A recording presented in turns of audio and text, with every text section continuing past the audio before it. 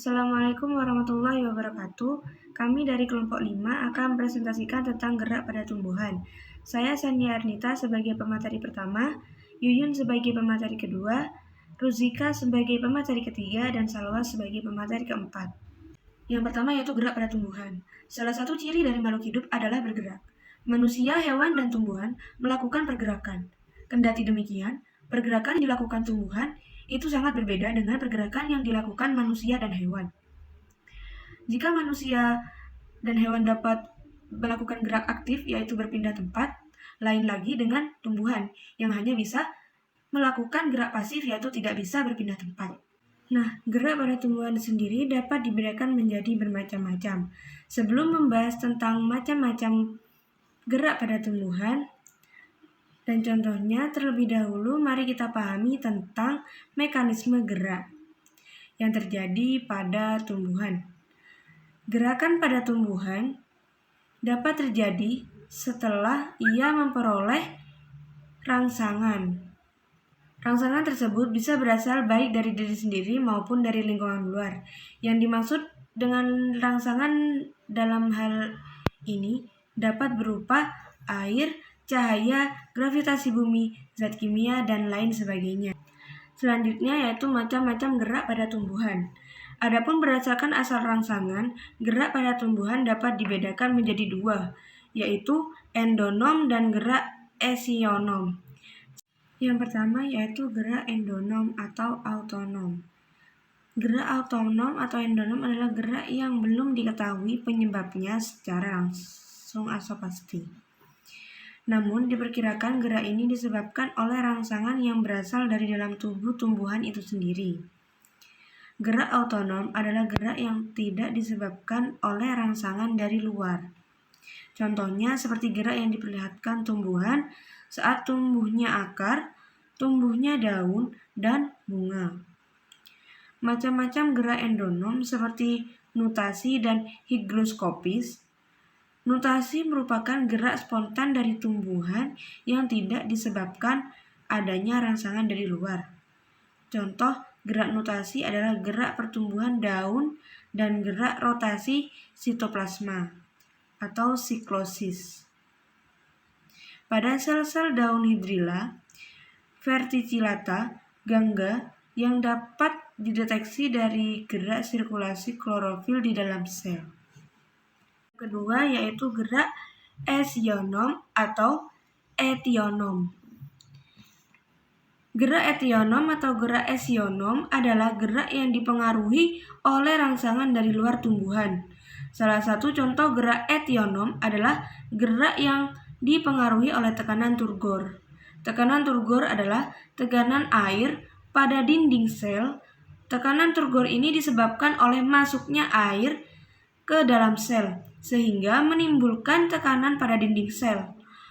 Faktor penyebab gerak etionom bisa berasal dari faktor rangsangan sentuhan, seperti sentuhan air, cahaya, suhu, zat kimia, gravitasi, dan lain-lain. Macam-macam gerak etionom berdasarkan hubungan antara arah respon gerakan dengan asal rangsangan dapat dibedakan menjadi gerak tropisme, nasti, dan taksis. Gerak etionom dibedakan menjadi 3 macam, yaitu 1. Gerak tropisme. Gerak tropisme adalah gerak tumbuhan yang arahnya dipengaruhi oleh arah datangnya rangsangan. Gerak tropisme dibedakan menjadi 2, yaitu gerak tropisme positif dan gerak tropisme negatif. Dikatakan gerak tropisme positif apabila arah gerak tumbuhan mendekati sumber rangsangan, dan dikatakan gerak tropisme negatif apabila arah gerak tumbuhan menjauhi sumber rangsangan. Contoh dari gerak tropisme adalah seperti gerak batang tumbuhan ke arah cahaya, gerak akar tumbuhan ke pusat bumi, gerak akar menuju air, dan gerak membelitkan ujung batang atau sulur pada jenis tumbuhan bersulur. Adapun berdasarkan jenis rangsangannya, gerak tropisme dibedakan menjadi 5 macam, yaitu gerak fototropisme, gerak geotropisme, gerak hidrotropisme, gerak kemotropisme, dan yang terakhir yaitu gerak tikmotropisme. Selanjutnya akan dijelaskan oleh rekan saya. Baik, selanjutnya itu adalah pembagian gerak tropisme. Nah, yang pertama itu terdapat gerak fototropisme. Apa sih gerak fototropisme itu? Gerak fototropisme adalah gerak tropisme yang disebabkan oleh rangsangan berupa cahaya matahari. Misalnya itu tanaman yang diletakkan di dalam kamar dekat dengan jendela. Nah, cabang dan batang tanaman tersebut akan tumbuh ke arah cahaya yang datang masuk lewat jendela kamar tersebut. Nah, contohnya itu bisa dilihat di gambar. Itu adalah contoh gerak fototropisme. Yang kedua adalah gerak geotropisme. Gerak geotropisme sering disebut juga gravitropisme, adalah gerak tumbuhan yang disebabkan pengaruh rangsangan gravitasi bumi. Nah, contohnya itu bisa dilihat di gambar, yang mana gerakan akar yang tumbuh vertikal ke arah pusat bumi. Yang ketiga, gerak hidrotropisme. Gerak hidrotropisme adalah gerak tumbuhan yang disebabkan pengaruh rangsangan sumber air. Nah, contohnya itu bisa dilihat di gambar, itu adalah contoh gerak hidrotropisme, yang mana gerakan ujung akar menuju sumber mata air. Yang keempat, gerak kemotropisme. Gerak kemotropisme adalah gerak tumbuhan yang disebabkan pengaruh rangsangan zat kimia tertentu.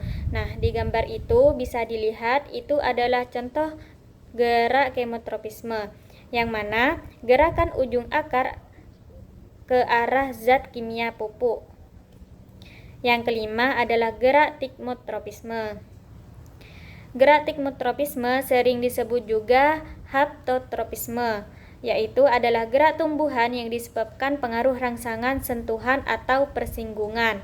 Yang mana contoh dari gerak tikmotropisme ini yaitu gerak membelit pada ujung sulur tanaman semangka, anggur, kacang panjang, melon, dan sirih. Yang keenam ada gerak termotropisme.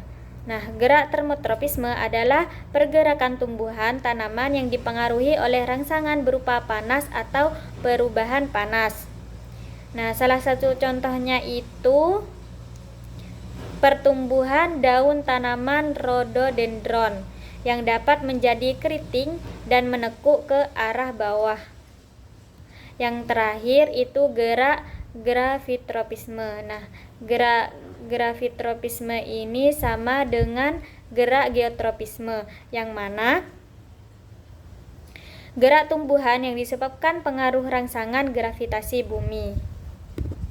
Assalamualaikum warahmatullahi wabarakatuh. Saya Ruzika Asifuraida akan melanjutkan penjelasan dari rekan saya, yaitu gerak nasti. Gerak nasti pada tumbuhan adalah gerak bagian tumbuhan yang dipengaruhi oleh rangsangan, namun arahnya tidak dipengaruhi oleh arah datangnya rangsangan. Kata nasti berasal dari bahasa Yunani, yaitu nastos, yang berarti dipaksa mendekat. Oleh karena itu, arah gerak dari bagian tumbuh-tumbuhan yang melakukan gerak nasti ditentukan oleh tumbuhan itu sendiri. Contohnya seperti menutupnya daun putri malu. Gerak nasti adalah gerak pada tumbuhan yang arahnya tidak dipengaruhi oleh arah datangnya rangsangan. Artinya, arah gerak tumbuhan yang mengalami gerak nasti dapat terjadi secara acak. Berdasarkan rangsangan mempengaruhinya, gerak nasti dibedakan menjadi 6 macam. Yang pertama, gerak fotonasti. Gerak fotonasti adalah gerak nasti yang disebabkan pengaruh rangsangan cahaya. Contoh gerak fotonasti misalnya gerak mekarnya bunga sepatu saat siang dan menguncup saat malam hari, serta gerak mekarnya bunga pukul 4 saat sore hari. Yang kedua, gerak niktinasti adalah gerak nasti yang disebabkan pengaruh rangsangan gelap. Contoh gerak niktinasti misalnya gerak mengatup pada daun majemuk polong-polongan saat malam, dan gerak mekarnya bunga wijaya kusuma pada malam hari. Yang ketiga, gerak tikmonasti disebut juga gerak seismonasti adalah gerak nasti yang disebabkan pengaruh rangsangan sentuhan atau getaran. Contoh gerak tikmonasti terjadi pada daun putri malu dan daun si kejut saat disentuh. Baik, selanjutnya akan dilanjutkan oleh rekan saya. Assalamualaikum warahmatullahi wabarakatuh. Di sini saya akan melanjutkan gerak berdasarkan rangsangannya, yaitu gerak termonasti. Gerak termonasti merupakan gerak nasti yang disebabkan pengaruh rangsangan suhu. Contohnya yaitu ada gerak termonasti terjadi pada bunga tulip yang mekar saat suhu lingkungan mendadak naik dan menutup saat suhu lingkungan mendadak turun. Selanjutnya yaitu ada gerak hiponasti. Gerak hiponasti itu merupakan salah satu jenis gerakan pada tumbuhan yang disebabkan oleh perubahan turgor atau tekanan air dalam sel-sel tumbuhan.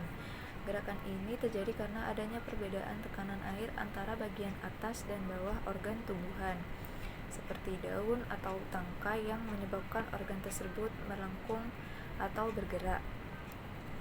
Selanjutnya yaitu ada gerak nasti kompleks. Gerak nasti kompleks merupakan gerak nasti yang disebabkan oleh pengaruh beberapa rangsangan sekaligus. Contoh gerakan nasti kompleks adalah gerakan membuka dan menutup pada stoma. Selanjutnya yaitu ada gerak taksis. Gerak taksis merupakan gerak seluruh tubuh atau bagian tubuh tumbuhan yang berpindah tempat dan arah perpindahannya yang dipengaruhi oleh rangsangan. Nah, gerakan ini gerakan yang arahnya mendekati sumber rangsangan tersebut taksis positif, dan yang menjauh sumber rangsangan disebut taksis negatif. Nah, umumnya terjadi pada tumbuhan tingkat rendah. Gerakan taksis adalah merupakan gerak berpindah tempat pada tumbuhan atau bagian tumbuhan yang arahnya dipengaruhi oleh datangnya rangsangan. Selanjutnya ada gerak taksis, dibedakan menjadi dua, yaitu gerak fototaksis dan gerak kemotaktis. Yang pertama gerak fototaksis, yaitu dibedakan menjadi dua, yaitu fototaksis positif dan fototaksis negatif. Fototaksis positif yaitu merupakan fototaksis merupakan gerak pada tumbuhan yang mendekati rangsangan cahaya.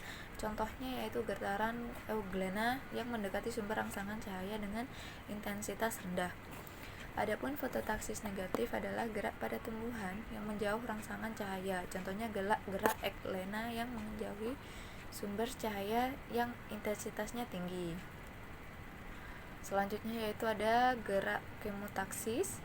Gerak kemotaksis merupakan gerak taksis yang disebabkan oleh rangsangan zat kimia. Contohnya ada gerak garnet jantan berflagela atau spermatozoide yang dihasilkan oleh antheridium lumut ke arah gamet betina. Atau sel telur. Di dalam archegonium, spermatozoid bergerak karena tertarik oleh sukrosa atau asam malat. Pergerakan ini terjadi karena adanya zat kimia pada sel gamet betina. Sekian presentasi dari kelompok kami. Apabila ada kesalahan atau kesalahan kata atau kata yang kurang enak, mohon maaf. Wassalamualaikum warahmatullahi wabarakatuh.